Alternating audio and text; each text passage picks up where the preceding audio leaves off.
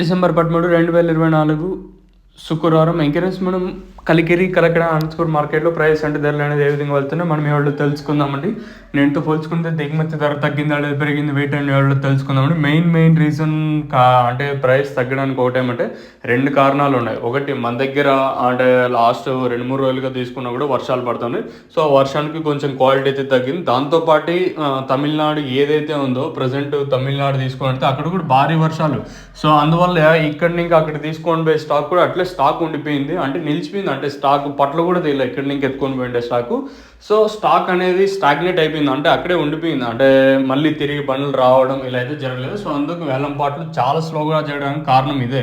ఏదైతే తమిళనాడు మనం మార్కెట్ ఇక్కడ నుంచి తీసుకొని పోతాం ఎక్స్పోర్ట్ చేస్తాం కదా, ఆ తమిళనాడు అంతా వచ్చేసి ఫుల్ వర్షాలు ఎత్తుకొని పోయి కాయలు కూడా పట్లు కూడా దిగకుండా ఇంకా అట్లనే ఉంటాయి. So we can understand the situation what will happen in అంటే ఏం జరుగుతుంది తమిళనాడులో మీకు అర్థమైంటుంది.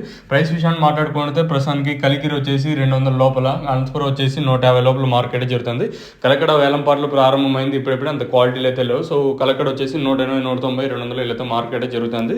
మరి ఈ వర్షాలు అనేది తగ్గుముఖం పడితే వేలం పాటలు ఫాస్ట్ ఉంటుందా లేదా ముందు మాత్రం 500 కన్నా వెళ్తుందో చూడాలి.